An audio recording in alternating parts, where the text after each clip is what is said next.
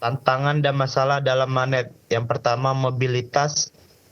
Tantangan mobilitas dalam Manet meliputi manajemen rute yang efisien saat node bergerak di sekitar jaringan. Yang kedua, skalabilitas. Manet mengatasi masalah skalabilitas ketika jumlah node dalam jaringan meningkat, yang dapat mempengaruhi kinerja jaringan secara keseluruhan. Next. 3. Keamanan. Tantangan keamanan dalam Manet mencakup perlindungan terhadap berbagai serangan yang dapat mengancam integritas jaringan dan data yang ditransmisikan di dalamnya. 4. Keterbatasan sumber daya. Keterbatasan sumber daya dalam Manet, seperti daya baterai dan bandwidth, memerlukan strategi efisien untuk mengelola dan memanfaatkannya secara optimal.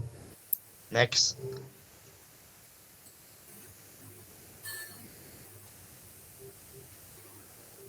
Kasus penggunaan Manet. Yang pertama, studi kasus penggunaan Manet dalam lingkungan militer.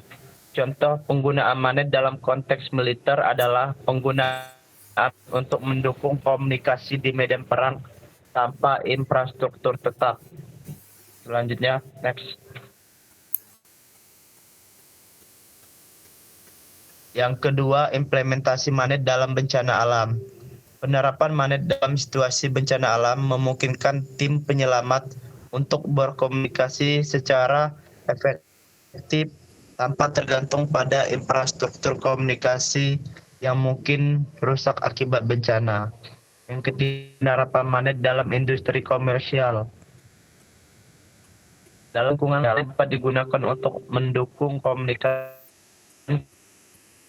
per unit operasional di lingkungan sulit dijangkau oleh infrastruktur komunikasi tetap. Selanjutnya,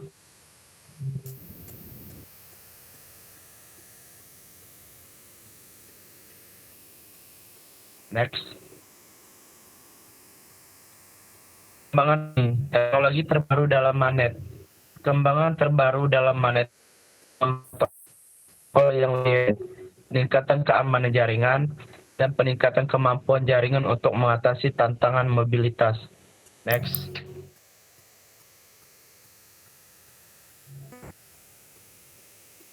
Penelitian terbaru dalam Manet. Penelitian terbaru dalam Manet fokus pada pengembangan algoritma routing yang lebih adaptif, pengelolaan mobilitas yang lebih efisien, dan pengoptimalan penggunaan sumber daya jaringan secara keseluruhan. Tantangan masa depan Manet. Tantangan masa depan Manet termasuk mengatasi masalah keamanan yang semakin kompleks, meningkatkan kinerja jaringan dalam skenario yang semakin dinamis, dan mengoptimalkan penggunaan sumber daya terbatas.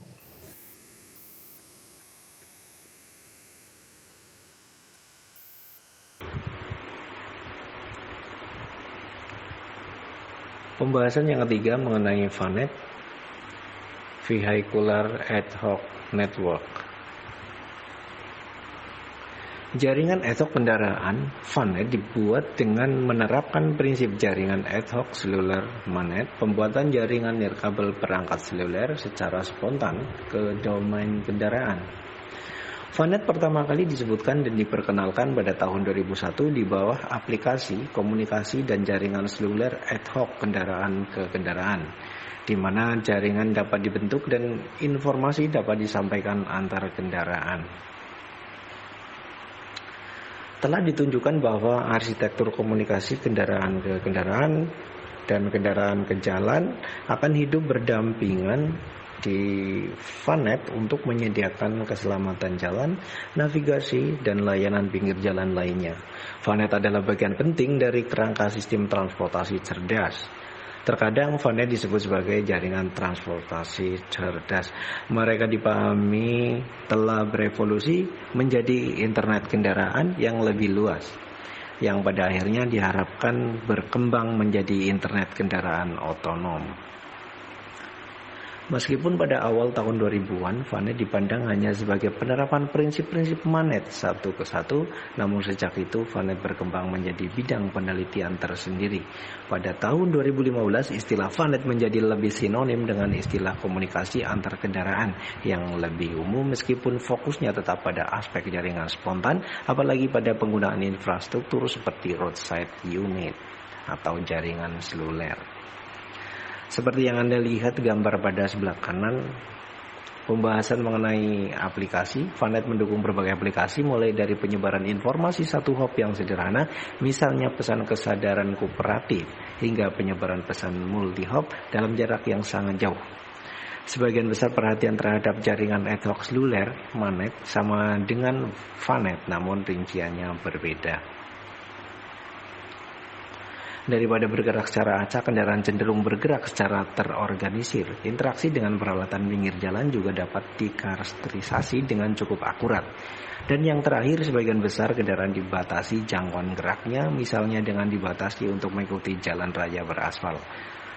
Seperti yang Anda lihat gambar sebelah kanan saya, itu contoh daripada VANET. Berikutnya contoh penerapan VANET. Lampu rem elektronik yang kemungkinan pengemudi atau mobil atau truk otonom bereaksi terhadap pengereman kendaraan meskipun kendaraan tersebut mungkin tertutup misalnya oleh kendaraan lain. Peleton yang memungkinkan kendaraan untuk mengikuti kendaraan terdepan secara dekat hingga beberapa inci dengan menerima informasi akselerasi dan kemudi secara nirkabel sehingga membentuk kereta jalan raya yang digabungkan secara elektronik. Dengan contoh gambar pada sebelah kanan yakni rem mobil. Ini adalah penerapan VANET, salah satu contohnya. Selanjutnya sistem informasi lalu lintas yang menggunakan komunikasi VANET untuk memberikan laporan hambatan terkini ke sistem navigasi satelit kendaraan. Layanan darurat transportasi jalan di mana komunikasi VANET, jaringan VANET, dan peringatan keselamatan jalan serta penyebaran informasi status digunakan untuk mengurangi penundaan dan mempercepat operasi penyelamatan darurat untuk menyelamatkan nyawa mereka yang terluka.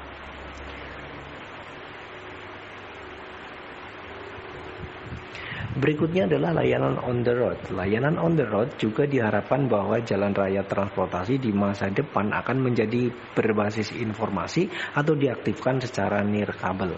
VANET dapat membantu mengiklankan layanan seperti toko, pompa bensin, restoran, dan lain-lain kepada pengemudi dan bahkan mengirimkan pemberitahuan tentang penjualan apa yang terjadi pada saat itu. Berikutnya mengenai pengumpulan tol elektronik. Pengumpulan tol elektronik aplikasi tol dilakukan dengan peralatan CITS yang terakhir ini menggunakan teknologi ITS G5 Roadside Unit RSU dan Onboard Unit OBU dengan fitur yang ditentukan oleh lembaga standarisasi ETSI. Untuk melaksanakan layanan ini kami menyoroti dua persyaratan utama. Bagaimana memiliki lokasi kendaraan yang andal saat melintasi gerbang tol dan bagaimana mengamankan komunikasi selama proses transaksi. Seperti yang Anda lihat gambar contoh yang berada di sebelah kiri. Ini adalah kondisi yang mana banyak kendaraan yang akan melintas melalui gerbang tol. Lanjut ke teknologi. VANET dapat menggunakan teknologi jaringan nirkabel apapun sebagai basisnya. Yang paling menonjol adalah teknologi radio jarak pendek, yaitu WLAN dan DSRC. Selain itu, teknologi seluler atau LTE dan 5G dapat digunakan untuk VANET. Selanjutnya, simulasi. Sebelum penerapan VANET di jalan raya, diperlukan simulasi komputer VANET yang realistis menggunakan kombinasi simulasi mobilitas perkotaan dan simulasi jaringan. Biasanya, simulator open source seperti Sumo yang menangani simulasi lalu lintas jalan raya. Dikombinasikan dengan simulator jaringan seperti TESCOS, NetSim, atau NS2 untuk mempelajari kinerja VANET. Simulasi lebih lanjut juga dilakukan untuk permodelan saluran komunikasi yang menangkap kompleksitas jaringan nikabel untuk VANET. Lanjut ke standar. Standarisasi utama tumpukan protokol VANET dilakukan di Amerika Serikat, Eropa, dan Jepang, sesuai dengan dominasi mereka dalam industri otomotif. Di Amerika Serikat, tumpukan protokol ASCII nikabel ATEEE 1609 WAVE di lingkungan kendaraan dibangun di atas WLAN ATEEE 802.11p yang beroperasi pada 7 saluran yang dicadangkan dalam pita frekuensi 5,9 GHz. Tumpukan protokol WAVE dirancang untuk menyediakan operasi multi-saluran, bahkan untuk kendaraan yang hanya dilengkapi dengan satu radio, keamanan, dan protokol lapisan aplikasi yang ringan. Lanjut. Dalam ATEEE Communication Society, terdapat subkomite teknis jaringan kendaraan dan aplikasi telematika atau VNTA. Piagam komite ini adalah untuk secara aktif mempromosikan kegiatan teknis di bidang jaringan kendaraan, komunikasi V2V, V2R, dan V2A, standar keselamatan jalan dan kendaraan yang mendukung komunikasi, pemantauan lalu lintas waktu nyata, teknologi manajemen persimpangan, aplikasi telematika masa depan, dan layanan berbasis ITS. Lanjut.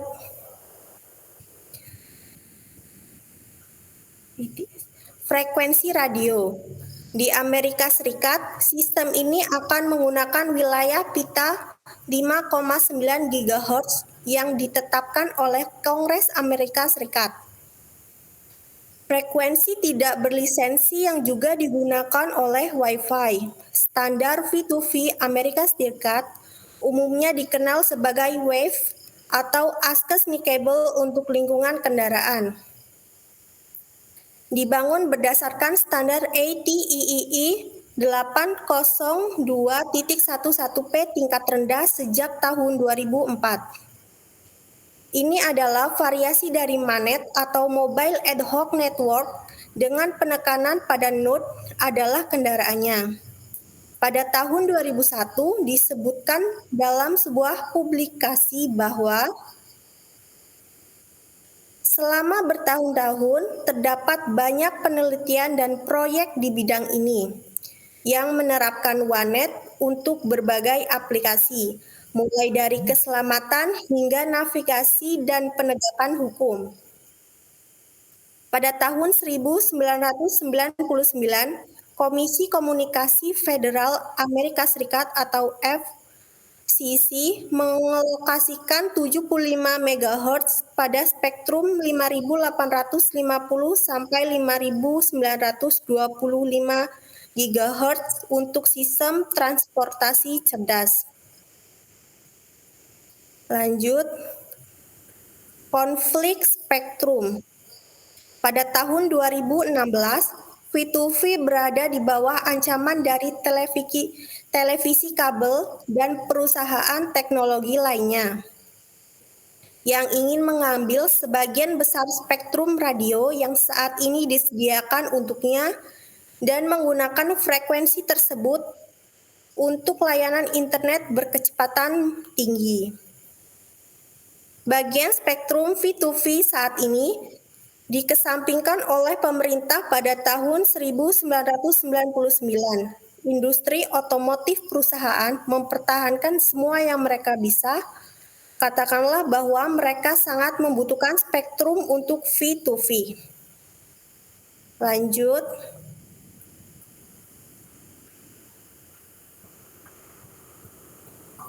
Penelitian.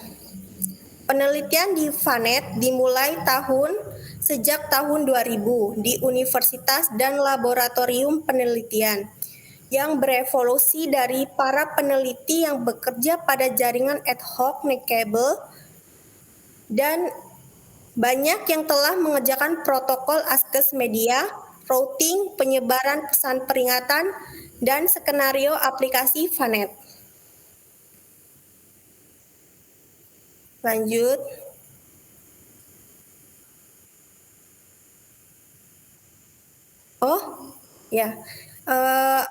Materi selanjutnya akan disampaikan oleh Lulu Aulani.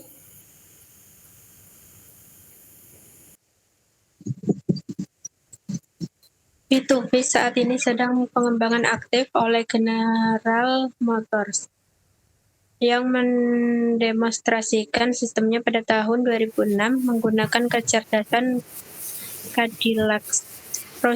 Produsen mobil lain yang mengerjakan P2P termasuk Toyota, BMW, Daimler, Honda, Audi, Volvo, dan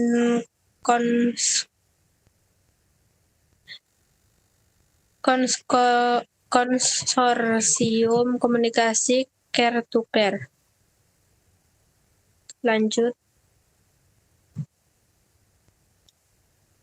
Peraturan. Sejak itu, Departemen Transportasi Amerika Serikat (US) telah bekerja sama dengan berbagai pemangku kepentingan dengan V2X. Pada tahun 2012, proyek penerapan dilaksanakan di Ann Arbor, Michigan.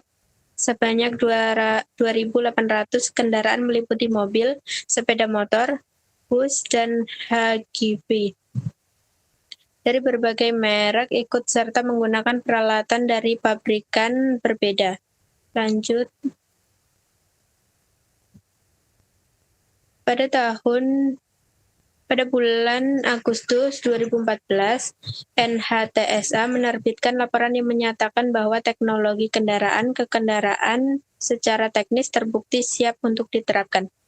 Pada tanggal 20 Agustus 2014, NHTSA menerbitkan pemberitahuan awal usulan pembuatan peraturan ANPRM didaftarkan federal dengan alasan bahwa manfaat keselamatan komunikasi V2X hanya dapat dicapai jika sebagian besar armada kendaraan dilengkapi. Lanjut. VANET dalam skenario perkotaan. Saat menggunakan VANET dalam skenario perkotaan, ada beberapa aspek yang penting untuk dipertimbangkan. Yang pertama adalah analisis struktur ideal dan pemilihan protokol routing yang memenuhi spesifikasi jaringan kami. Cara lainnya adalah mencoba meminimalkan waktu pengunduhan data dengan memilih arsitektur jaringan yang tepat secara menganalisis skenario perkotaan tepat kita ingin mengimplementasikannya. Lanjut. Kesimpulan. Wireless Ad Hoc Network, WANET atau Mobile Ad Hoc Network, MANET adalah jenis jaringan nirkabel yang terdesentralisasi. Jaringan ini tidak bertanggung pada infrastruktur yang sudah ada, seperti router atau titik akses nirkabel. Sebaliknya, setiap node berpartisipasi dalam routing dengan meneruskan data untuk node lain.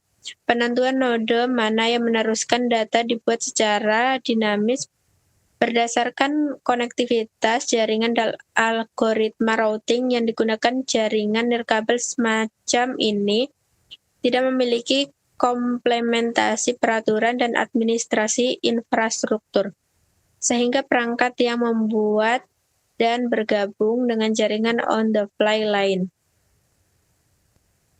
Lanjut. Setiap perangkat harus meneruskan lalu lintas yang tidak terkait dengan penggunaannya sendiri. dan oleh karena itu harus menjadikan router. Tantangan utama dalam membangun Manet adalah melengkapi setiap perangkat untuk terus mempertahankan informasi yang diperlukan untuk merouterkan lalu lintas dengan benar. Lanjut.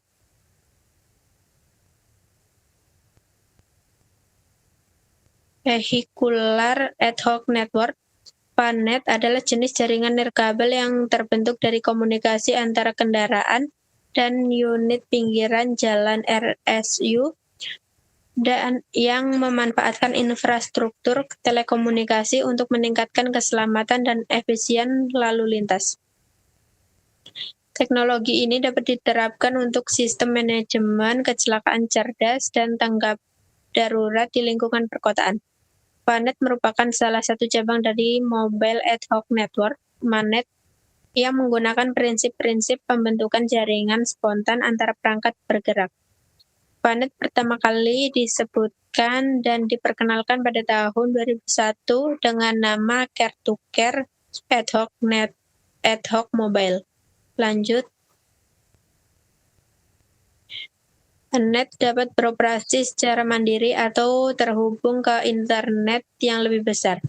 Mereka dapat memiliki satu atau beberapa transceiver yang berbeda antara node. Hal ini menghasilkan topologi yang sangat dinamis dan otonom. VANET biasanya memiliki lingkungan jaringan yang dapat di-routing di atas jaringan ad hoc lapisan tautan. Lanjut. Sekian dari saya. Terima kasih, demikianlah presentasi daripada kelompok 1 yang memaparkan tentang ad hoc, WANET, MANET, dan VANET. Terima kasih, kami akhiri. Wassalamualaikum Wassalamualaikum warahmatullahi wabarakatuh. wabarakatuh.